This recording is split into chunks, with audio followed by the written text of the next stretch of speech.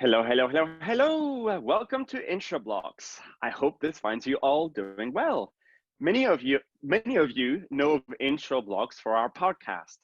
In our quest to keep informing and educating you on the transformational opportunity blockchain can provide, we are today launching our very first webinar. And the subject we'll be discussing is the pandemic creating a new norm in insurance? And I'm very excited to have with me a stellar panel composed of Rebecca Oliver, Business Development Director at ChainThat. Say hi, Rebecca. Hello. Ranvir Saggu, Founder and CEO of Blocksure. Say hi, Ranvir. Hi, guys. And Victor Boardman, Head of Insurance EMEA at R3. Say hi, Victor. Hello, everybody. Thank you, guys. So to get things going, could you please introduce yourselves and tell me what is the first thing you'll do when the lockdown is ended? Rebecca, if you'd like to go first. What would I do? So firstly, I'm Rebecca from ChainThat and Business Development Director. And what would I do? I don't know.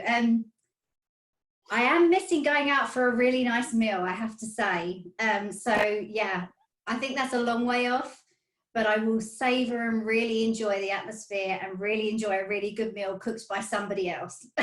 That's for sure. Excellent. Victor? I will most definitely be dropping the children off at school on the way to the hairdressers, because 7 weeks haircut is challenging. I agree with the kids part. How about you, Ranvir? What's the first thing I'll be doing after lockdown? I'll be kicking my boys out of the house. They're 21 and 18 and they're driving me mad.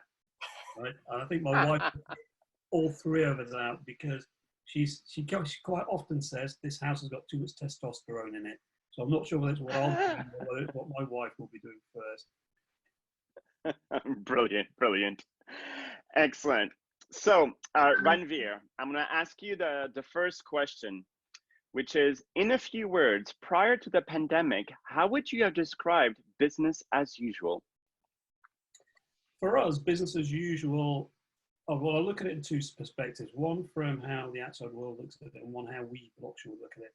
The outside world, I think, for insurance was lots of face-to-face meetings in the City of London, lots of people doing things in a way that related to face-to-face contact.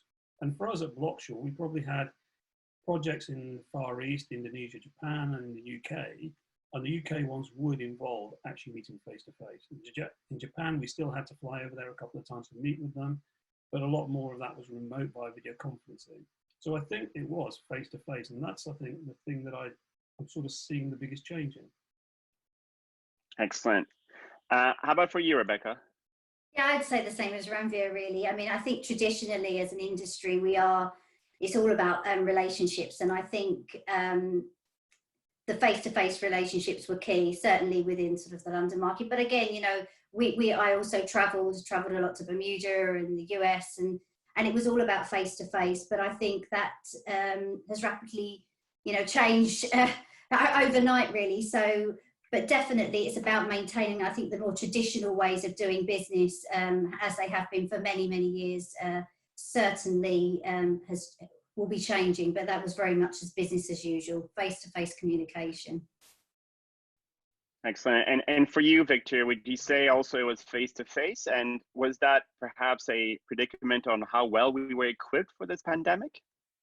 So, absolutely, yeah. I mean, most of our, we're social people. That's always the way we've sort of done business, and insurance predominantly is done, historically, so should I say, done business on a handshake. So meeting people in the market, etc., and face-to-face and trusting people. And those relationships, as the guys have said, are key. But I think it's also apparent that we have been equipped with some of the tools to deal with this pandemic in terms of conferencing remotely and sort of things. I've led teams all over the world, distributed teams, and had to do conference calls and video calls throughout the last 5 or 6 years of my career. So I've been very familiar with this. I'm not a big fan of having to travel for a short meeting, sort of thing. So actually, from my point of view, it's been quite an easy shift to a sort of remote working work life. But I can imagine for a lot of people that have been in the office, you know, all of their careers, traveling into central London, for example, is probably quite a significant shift for those guys and ladies. Of course. Yeah, of course. Ranvir and Rebecca, you know, you both work, you know, for digital companies, but you both worked, you know, for over 20 years in the insurance industry. I'm sure a lot of your colleagues probably expressed some concerns about moving from the face-to-face to potentially to Zoom and team calls. What's your experience, Ranvir? Well, they have done that, but I think there's been quite an interesting dynamic that's happening in the world at the moment. Part of it is people are saying, we quite enjoy not having to commute for an hour, 2 hours a day. So that time is now given back to them. And there has been a period over, let's say, the last 6 weeks where people have gone, this is how I used to work, it's really difficult.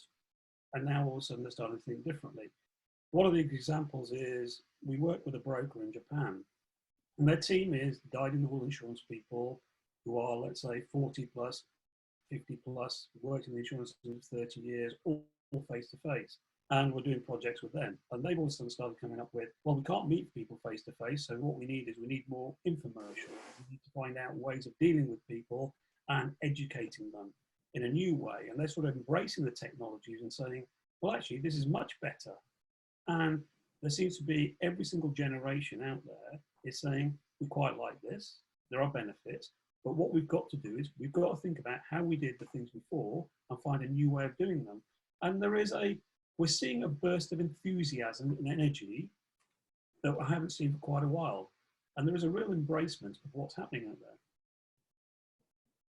there. Yeah, I think it's interesting because, like I said, you know, previously that it's all about, I think our industry is very much about relationship driven and trust, very much as Victor said. But actually, I think people have adapted very quickly to using Zoom and different ways of communicating. I think we're far more productive because we haven't got those hour commutes. So it enables us to be actually, I think we've got much more headspace to think about things much easier, to plan our days much more effectively. Again, it's not going from meeting to meeting. There is some time to really think about what you're doing and be much more productive. And I think that is across industry. But actually, whilst we've always liked that face-to-face, I've actually found that speaking to people, because people have a little bit more time, actually the relationships still, it's nothing, there's nothing better than that face-to-face communication, obviously. But I actually think that there is some grown, and I think as we've been into each other's houses, and actually the relationships have got stronger in some senses as well. So I think really, a lot of people, as we've all said, we've embraced the technology, and we've realized that this technology can really help us be much more productive, much more efficient, and actually our communication channels can be much more effective as well. So, yeah. Thank you. And Victor, from your standpoint, are you sharing the same belief that, you know, that insurers have reacted in a positive manner to the present pandemic, to the limitations, or I should say, how face-to-face has changed? You know, as Rebecca was saying, you know, we're seeing each other's, you know, homes, you know, we're asking perhaps slightly more personal questions, finding out how we're doing. What's your view in terms of how insurers are reacting to this pandemic? Absolutely. I mean, in the past, you know, the pace of change has not been that fast because the incentives have not been so dramatic. And now we're in a situation where we are forced. You know, everybody has to work from home. The government told us, you know, social distancing and all that sort of stuff. So we just have to change. We have to adapt. And actually, I think people have done very well to do that. And they've just been forced to do it. And people have learned new skills, downloaded new software, video conferencing software, whatever it might be. And they've had the sort of stick, so to speak, of this particular situation we're in. And people, you know, it turns out people are a little bit agile and flexible and can learn new skills. So. Great. So people are agile, but how are companies are as agile as their people? For example, you know, to what degree, if any, has this pandemic put digital transformation to the forefront of insurance priority? And I'm not here referring just to the fact that we're moving from face-to-face to doing video calls. I'm talking about bigger digital transformations that insurers should be looking at. This is something that's always been pushed back, it seems, due for different reasons. But now, is this something that's more at the forefront? Rebecca, if you want to start that one off. Yeah, I definitely think so. I think, again, you know, saying in terms of the way in which we've adapted, like you say, this was a catalyst. It wasn't particularly welcome catalyst for driving change, but I think we're on that trajectory now where I think existing processes and the more traditional way of doing things is being challenged. I think we can communicate, like you say, through the Zoom and technology that way, but I think actually around our processes it will change, and I really truly hope that we take this and see and adapt accordingly. And I do think that this has been a catalyst for transformation. I think as people proceed and look at different ways and more effective ways in which they can communicate, can transact business remotely, because I think, you know, going back to the office longer term is going to take some time. And I think actually remote working will become the new norm anyway, in some sense. So there will be that need for a digital platform and a way to digitally communicate. So I do see that companies will look at how they will change their operational processes, how they emerge from this pandemic more efficient. I think there will be the headspace to think about how they would look to implement those changes and accelerate them much quicker. So I think it's a very positive step that a catalyst has driven this, you know, that obviously the pandemic has driven that change. But I think it could be very, very positive, and I think people should leverage this opportunity to make those changes, that we are so agile and have become so agile in our mindset. So I'm quite excited by that. Great. And Ranvir, you know, in the industry we're in, it's often claimed that it's a very manual-based processes. It still has too much high degree of dependency on paper processes. Do you think that, you know, this pandemic has been the catalyst, you know, that Rebecca was talking about? Well, I sort of see it. It's not just the paper-based processes. So if we just look at the customer and the policyholder, and we're seeing a reaction in three ways. So there are the new entrants and people who've got products out there going, well, actually, this presents me with a big opportunity. Because if you're a policyholder, you're going to remember this in two ways. You're going to say, either my insurer denied my claim for COVID-19, business interruption, et cetera, so I've got to find some kind of cover. And we're sort of seeing that there is going to be a rise maybe in insurance because people have said something's happened, they need cover for it. So people are saying, well, we've got partners, brokers saying, we need to really look at this because we see this as a big opportunity.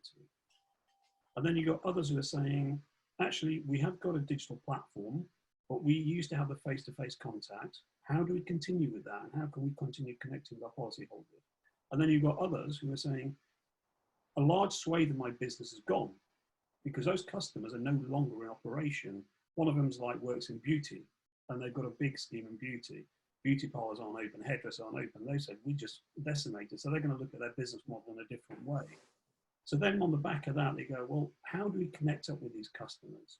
And then what do we do? And again, you've got people who are suited to it already. They've got the platforms. But then there's others who are saying, well, we can't do video conference with hundreds of clients in the commercial space. So how can we service them? I think people are going to start looking at their segment, customer base, and saying, these ones need this kind of application, these ones need a different application. And what we need to do is figure out how we deal with people in a post-pandemic world where we've got maybe a year, 2 years where we can't get to the level of activity we were. And then they go, there's the back office processes. So how do we provide the information from a broker to an insurer in the way that we used to when our finance department is all sort of at home? So they've got to go down to real granularity. And I think people are actually having a good think about it. And it does those three categories. We're set up for it already and we're good. Or we see there's a real opportunity to make some new products which people want and actually look at people who can't work in this space. And then the others who are going, well, actually, we've got some problems because our tech doesn't work. We can't connect to our customers. And also, we've got product lines which aren't as strong as we thought they were.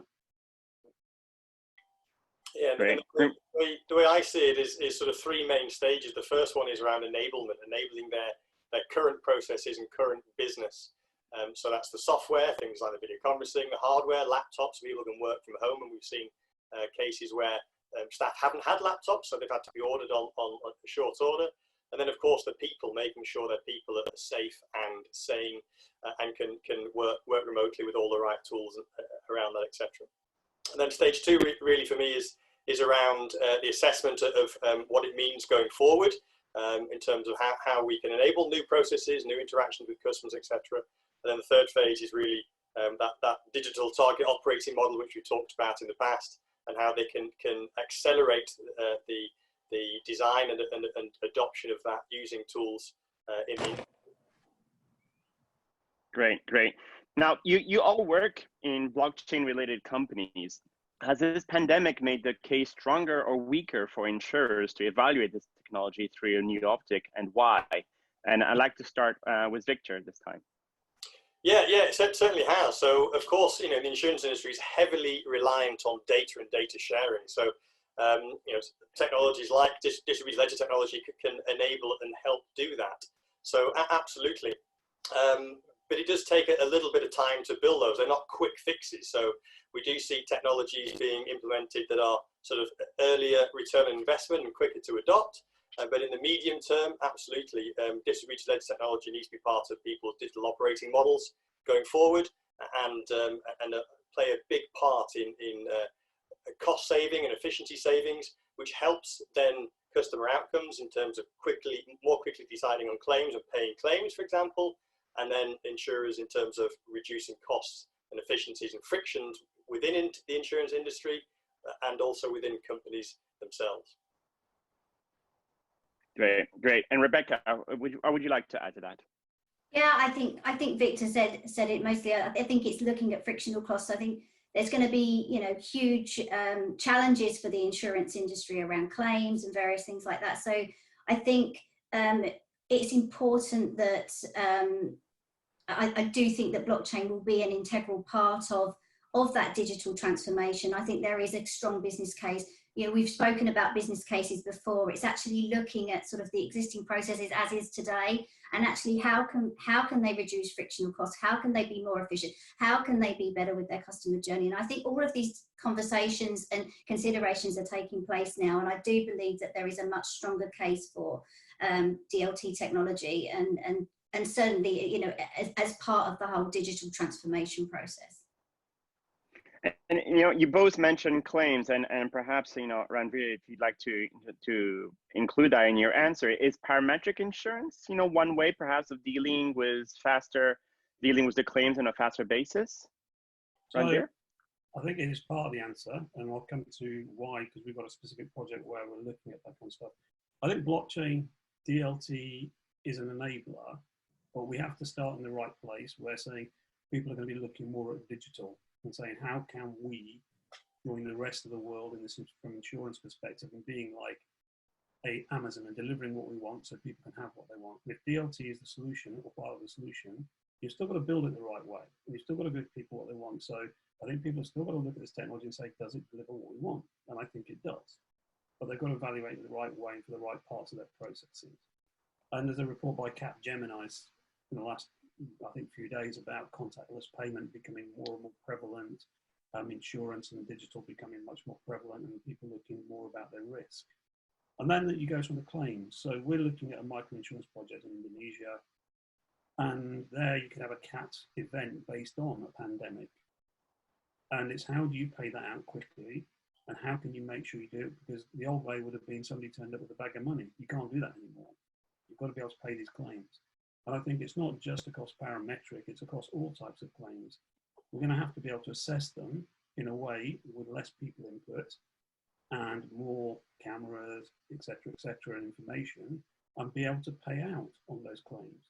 And I think parametric forms one of the sort of answers to how we do it. There's got to be a whole raft. And I think people have got to assess how those claims are paid and how they use the technology that's available to make those claims payments. I think that, and that's a good answer, because I think that's also another element, that I'd love, any one of you to jump in on to answer that question, is that, part of the beauty about DLT related solutions is the transparency it provides. if we look at the specific point regarding claims, Hiscox, for example, got into trouble in terms of people trying to make claims and Hiscox trying to, wiggle its way out of it. Is that, in your opinion, another positive element that DLT can bring? Is this transparency to whether things get paid or not? Anyone? Yeah, absolutely. I mean, transparency, and I think from a customer journey perspective, they want to know where, like you say, if it's going to be paid, when it's going to be paid, and I think transparency is absolutely key. And I think DLT provides that transparency, and it's immutable. And I think it's very, very, very important. And I think as part of a customer journey, and it has to be customer centric. Again, from this pandemic, it's going to be a brand war in terms of understanding who dealt with their claims effectively, whether, there are going to be winners and losers in this in terms of how they dealt with their customer journey, and transparency is absolutely key in that. In addition to transparency, there's also the speed element, right? There's also yes, you can then execute through consensus, smart contracts, for example, and then the financial cash movement in the bank accounts happens instantaneously as well. That's it can be set up. So that's another aspect. Customers potentially receiving their claims payments more speedily. Exactly. I'm glad you brought up the point about speed, because usually, between conversation between a broker and an insurer and a reinsurer, there are different systems involved. There's potentially, different data standards involved. And all these are frictional points that will have a large impact on the speed to handle and resolve, potential conflicts. So the DLT element, having, this one single version of the truth, having this common standard should be able to speed a lot of these points up. I don't know if you guys want to comment on that, or shall we just move to the next question? Well, I think you're right there, Walid. If we go back to the claims element, I think the policyholder or consumer is going to become more savvy about what kind of cover they get, and they're going to want to know more about it, because it's not just Hiscox. There are a number of insurers at the moment are saying, by the way, we think we're okay with BI claims. Well, that's okay from the insurer perspective, but from a policyholder perspective, they're going to sit there and go, we thought we bought protection in case this happened. So I think the transparency is going to be needed there, and policyholders probably will demand it to say, you know what, I want to know what I'm covered for. And I think this is where DLT becomes a really, really good tool. It actually says, this is the policy you bought, this is what you were covered for, and there is no disputing the truth across the parties, whereas at the moment, in the insurance world, there can be dispute about it. And I think that's one way DLT can really provide policyholders with the protection and the transparency, the certainty they require, and insurers can be sure of what they've actually insured somebody for. Great, thank you. So let's think, post-pandemic. What learnings, if any, will insurers take from this pandemic situation to transform themselves? Are we talking about transformation, or do you think there's an opportunity that some of them are thinking there's an opportunity here to reinvent oneself completely in a truly digital? I mean, for example, I believe Nationwide in the US has made an announcement that they're gonna close a significant amount of their offices spaces because they found out that working from home, for example, is working quite well. Victor, do you wanna have a go at this question? I would say there are two parts to that. Yeah, absolutely. People will be designing their future businesses accordingly to the new norm, as we've said. So things like home working become more prevalent, etc. But we should also remember the insurance industry has a lot of legacy in terms of legacy policies, legacy data, long-term claims, and legacy information systems, mainframes, etc. So those things don't change overnight. Insurance industry has been wrestling with legacy modernization for probably as long as I've been in the industry. So there's still a lot of challenges to overcome, and many different technologies will play parts in that. But what we do see is elements of distributed ledger technology coming across the board and underpinning many of those other technologies and the insurance value chain. So yes, there are big opportunities, but also hurdles and history to overcome. Great. How about you, Rebecca?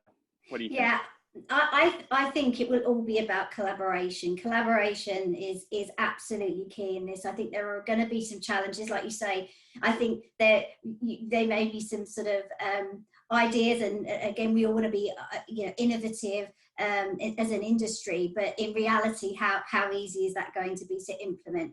But I think we've all got to be on that journey together. So I think as an industry, we've got to collaborate, and that includes the vendors, the service providers, everybody. We have to work together to change the industry for the better. And ultimately, along the way, we're going to have those challenges around legacy systems, and it's going to be about interoperability and things like that, and the ability to slowly migrate that transformation. But we're on that journey now. We've been pushed into this situation. We're all in a more agile mindset, and I think we've got to all go on that journey together. So collaboration for me is absolutely key.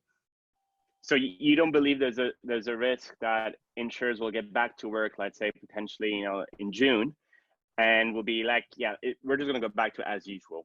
Do you think there's a risk of that, or do you think? I think there's always, there's always a chance of reverting to the old normal. We've seen it in other industries. We've seen it in our local high street, how people have changed from a market store fruit and veg to like being delivery and having online payment systems and things like that. So I think it would be a real shame and a missed opportunity from such a really challenging situation that none of us wish we were in right now. But look, we've got to embrace this change, and I really truly hope that the industry, and I will be one who will be very passionate about making sure that we continue on that journey. But it is all about collaboration, and there will be hurdles, but let's hope, fingers crossed. Indeed. How about you, Ranvir? What are your thoughts? The nationwide example is a really good one, because if they go, we're only keeping, 4 offices open in the US now, everybody else can go and work from home. That fundamentally changes their cost base, and it fundamentally makes them more profitable. So that allows them to do more with that excess cash. So that's the first thing. They can then think about how they deliver to the consumer. There's probably an element of staff satisfaction that goes with that. And these people are working from home, they're going, well, actually, we prefer this. So they become a standard bearer of how things could work from a profit point of view and a staff satisfaction point of view. And probably they'll drive better consumer service because the staff are better. Then you go, well, they're going to challenge other people. So other people are going to have to change. And if you don't have the tech to change overnight, you've got to go into a spend mode of saying, we've got to change our technology. And what Nationwide have said they've done is they basically got to the point where people can pick their piece of kit up, go home and work. And that's really the kind of world we need to be in, where if something like this happens again, because from everything we hear, this hasn't gone away, there's going to be a reoccurrence of this. So insurers and any other person who can work from home, or any industry, they've got to be in a position where they go, by the way, team, office is closed today, let's pick up our laptops, let's go home and work, and carry on servicing everybody as we did before. If they go back to the office and they're sort of sitting there going, well, no, actually, we're going to be back in the office in the next 10 years. This is going to happen for the 10 years. I think they're mistaken. So I think there should be some executives who are going through their risk management committee sitting there going, if this happens again in a year's time and we get another lockdown, how are we going to cope with it? What is the strategy? So our processes change. Then the technology to support that is this. So I think everyone's got to think twice about it. Okay, so taking in consideration those learnings, how should insurers redefine the new norm for insurance to be more resilient? There's this element of saving cash, from closing the office. And perhaps, I think Rebecca, you mentioned, shall I dare say, for insurers to be fairer, that implies to some degree, to be more customer centric. Do you believe that's such an opportunity? If you want to start it off, Rebecca? Yeah, I do. I think, like you say, it is about customer centricity. I think that is key, and I think it is the ability to be much more agile. I would agree with that completely, in terms of it's going to be a new norm. It's going to be a challenge for us all, to go into it. We've all been in this industry for a very long time. This is a change for us. And so, yeah, I think it is going to have to be fairer. There is going to be the efficiencies. It's going to be about customer centricity, without a doubt. So. And I think there's a lot of pressure on the insurance market, right, to in this current times, to be the backstop for parts of this pandemic. I think the insurance company the insurance industry needs to be fair, meeting those liabilities, etc., and keeping the industry or other industries up and running, payments for business interruption, for example. But of course, it's also a huge challenge. We've seen reports that it could be the biggest impact of the insurance industry for a very long time. So they've also got to balance that with keeping the insurance industry viable and companies viable to help companies in the future with other risks, because it's not just the pandemic, of course, there's lots of other claims happening all the time, and people rely on insurance. It keeps them in business. So it's an interesting dynamic. Indeed. Ranvir? I forgot what the question was. So it was, taking in consideration of those learnings, how should insurers redefine the new norm for insurance to be more resilient and, shall I say, fairer and more customer centric? And perhaps I think the angle which I would be interested in getting your answer, specifically because of the work you do in Indonesia, is that if we're going to be saving this cash, if we're going to be doing those business transformations where we're going to either remove all these buildings or we're going to remove those legacy systems, then surely with our lower cost base, we're going to be able to enter into new markets that we couldn't do before in a profitable manner, especially if we use, technologies such as, blockchain and others to serve the uninsured in all those developing countries such as Indonesia. Yeah, I think insurance becomes an enabler of lots of things. So we take the project in Indonesia, it's speeded up. COVID-19 has speeded up the implementation of what we're doing, because there was a real fear amongst the governments and the UN that these people could be affected more so than people who are affluent and healthy. And they don't want to be impacted because these people need to be protected. And there is a real sort of desire to say, why doesn't somebody take out a small loan, get the insurance, because they need that, it's mandatory to make sure they don't pay the loan back in case something happens to them, and then we can get them on their feet. So all of a sudden it's like, we need more insurance, we need to speed it up, we need to get these people on their feet. But in other markets, like the Western world, in the UK, we're talking to 2 or 3 providers who are saying there's going to be more demand for different insurance, because there's all these planes now put on the runway. And there's a company we're talking to that actually looks after aircraft and maintains them while they're on the ground. So it's an interesting story. It's something that never occurred to me. They're actually as busy as they've ever been, and they've said this is the best thing that's ever happened to them. One of the things you have to do is when an airplane is put on the ground, you have to cover its engine up, because otherwise birds nest in it, and then it takes ages to get it going. So they haven't got enough tarpaulin covers for engines. So the guy who runs it has had to send his people out to get cellophane to cover the engine. He says, get cellophane and gaffer tape and cover it. So it drives new products that people want. And he's basically looking at loads and loads of new products for the airline industry. And then in the microinsurance world, we can help those people by designing the product or delivering for those to protect them. So I think there'll be exactly the same insurance will be required that we have now. I think people will be looking at more coverage for things like pandemic, and the consumer will probably be more aware that they need it. But then there are new insurances where people are saying, well, I'd actually like cover for that now because I've realized I didn't have it, this has affected me.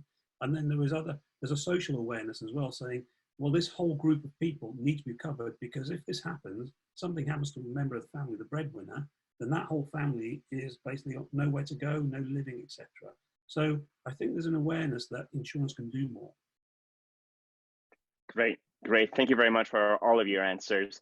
So we've got a few community questions. Very happy that we received, a number of questions from our community. So I'm going to start off with the first one. It's from Susan Holiday at the IFC in New York. Washington, D.C. Her question is, has anyone seen a change in views of blockchain adoption, use cases, funding as a result of the COVID-19 crisis? Who would like to take that question? Well, I'll take it for the microinsurance one. I mean, sort of repeating an answer. So we haven't seen any sort of uptake in funding, but what we're being told is that some of the humanitarian organizations behind the project are saying, we've got to have a response ready for this. We've got to be better prepared. And we've got to make sure the people who really need this protection are better prepared and covered. And they want to speed our project up. So that's where we're seeing it. And they want to speed it up in one country so that they can take it across other countries. Now, it isn't just a blockchain project. It is just the fact that DLT is the only technology that can allow us to deliver what we want to deliver. Because you've got quite a complex value chain, which goes from a customer and involves 5 parties in the middle. And to try and do it in the conventional way can't be done. It's just too expensive. So DLT becomes a real enabler here, which allows that project to be done, and it allows it then to be quickly deployed in other countries because it is just the same platform, same processes, etc. So that's what we're seeing, that there is a team of people who have understood DLT can really deliver, and they want to do it quicker because they know these people have got to be protected. Great, great. Rebecca, Victor, would you guys like to add something to it?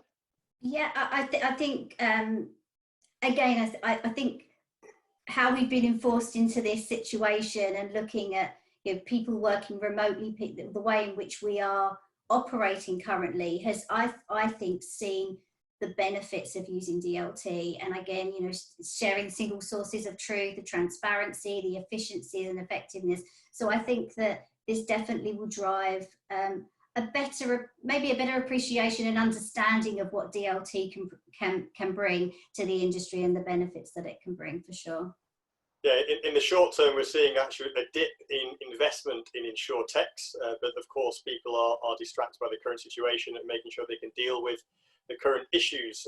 But in the medium term, absolutely, we foresee an increased interest in solutions around distributed ledger technology and digital transformation.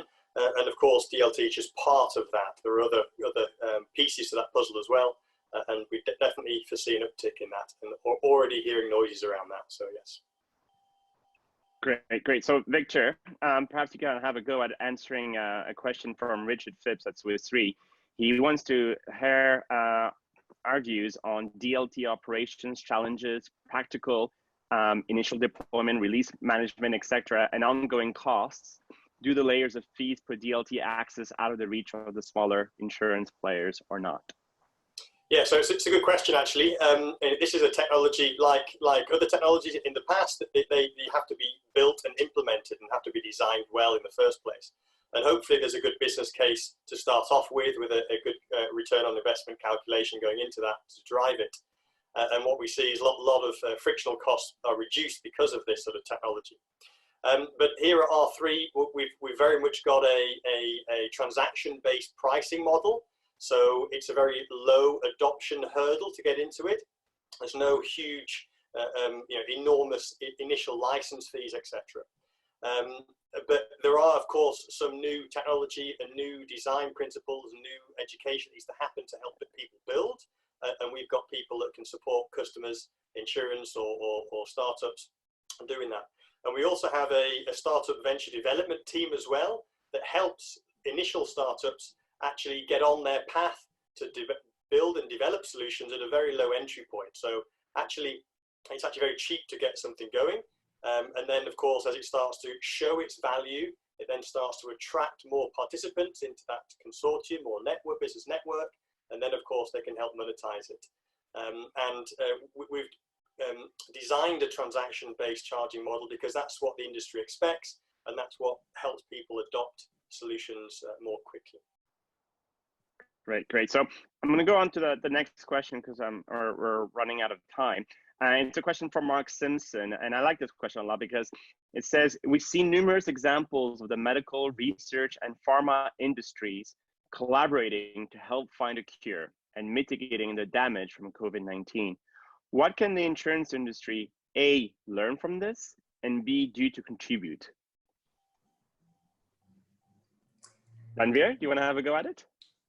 Well, I think they've collaborated very, very well and they've communicated with each other. And it's interesting that before we used to have labs that would work in competition to get to a cure, and there was a commercialization of it. And all of a sudden it's, well, actually, let's throw the commercialization out the window. Let's work on a cure and let's get that to market, or let's get that to the people who need it very, very quickly. There is a lot to be learned from that because the insurance industry across the globe has the same processes. I've worked in the Far East, I've worked in the US, I've worked across Europe, etc., etc. And you know what? Everybody has a bordereau. Everybody has money that they pay, a policyholder pays that goes through. And if you ask 20 different insurers, they will have 20 different bordereau specifications. There is something to be said about collaborating to say, this is how it should be done. And then just letting individual players decide what their market strategies are and how they display, how they go to the customer. But there is a lot to be learned about how can we make this easier, simpler, and then how can we go to market quicker, and then how can we make that better for the person who's buying insurance? Because ultimately, the work that's being done on the pharma industry and the healthcare people to help people is all about people who are suffering. We can learn a lot about that. Mm-hmm. We can change and be more collaborative, and we can deliver a much better service for policyholders by streamlining stuff. So I think there's a lot to be learned. Yeah, Excellent, excellent. Absolutely. Like I say, it's about collaboration. That's the key thing. It's collaboration. It's learning. It's understanding. Again, it's just look.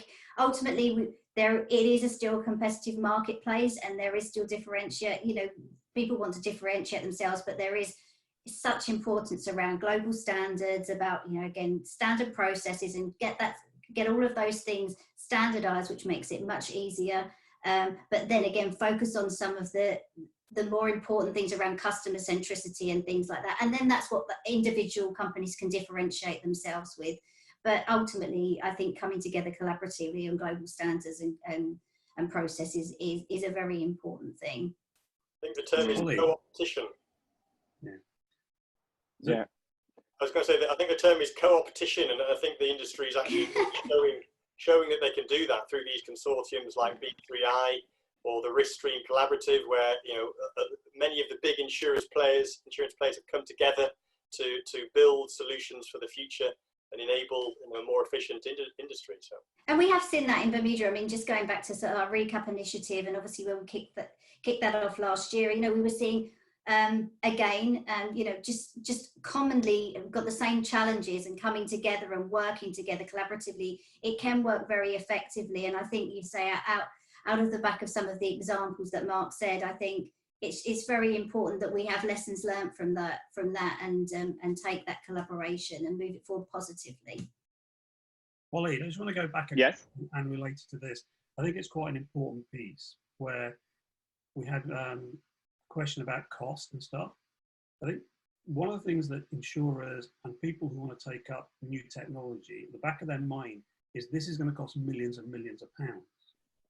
And one of the things that we need to sort of get across to people is this doesn't take millions of pounds now, because the core infrastructure is already there with the internet. We're putting DLT on top of it. And actually DLT is quite an efficient technology to implement. It's quite easy to get in place. And the solutions are already built for lots of people to use. And they should just come and try and test them.